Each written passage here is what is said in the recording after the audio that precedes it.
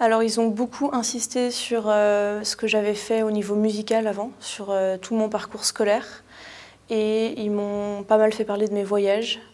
Mais c'était essentiellement mon parcours scolaire qui les a intéressés. Parce qu'en fait j'ai fait un parcours scolaire en horaire aménagé et du coup ça les intéressait beaucoup de savoir comment avaient fonctionné les horaires, est-ce que ça avait été un peu pesant, ce genre de choses-là. Et comment j'allais m'adapter un peu à la rigidité entre guillemets de Sciences Po.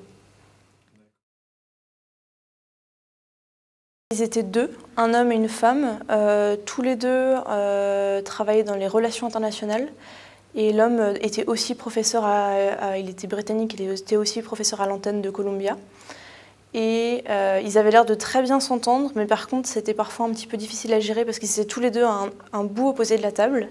Ils se coupaient la parole parfois dans les questions et ils posaient des questions complètement différentes, chacun l'un après l'autre, vraiment à l'opposé.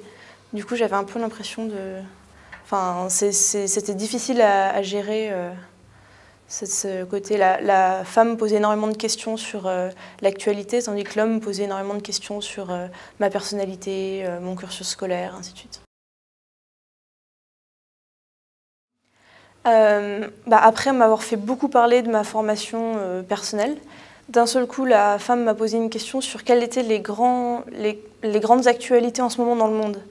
Et c'était une question tellement large que j'ai un petit peu bloqué dessus parce que j'avais toutes les infos qui venaient, toutes les régions du monde, tout ce que je pouvais dire et du coup je ne savais pas quoi choisir, quoi dire. Et donc j'ai commencé à dire plusieurs trucs en même temps, à passer d'une question à une autre, enfin d'une région du monde à une autre et du coup j'étais un peu déstabilisée et je pense que c'était un peu flou, quoi. Alors je pense qu'il faudrait qu'ils vraiment se tiennent vraiment beaucoup au courant de l'actualité, surtout dans les derniers jours. Mais peut-être même pas trop, parce que je pense que moi, par exemple, j'étais beaucoup trop au courant de l'actualité, et du coup, j'arrivais plus à faire des réponses synthétiques, claires, et surtout de ne pas rester en surface, d'analyser vraiment, de ne pas seulement constater il y a des tensions en Corée du Nord, mais d'aller plus loin et de donner son point de vue, de ne pas hésiter à donner son point de vue, parce que c'est vraiment à ce moment-là qu'on a l'impression que les membres du jury sont intéressés vraiment et qui voient les différences par rapport aux autres candidats. Non, si, d'être plus actif, enfin d'être vraiment actif dans la discussion, je pense que c'est important, de rebondir vraiment sur ce qu'ils disent, de ce qu'ils disent les uns les autres, des membres du jury, et de ne pas hésiter à utiliser une question qu'ils ont donnée pour répondre à la question et ensuite partir sur quelque chose qu'on tient à placer dans l'entretien parce qu'on est un peu là pour ça quand même.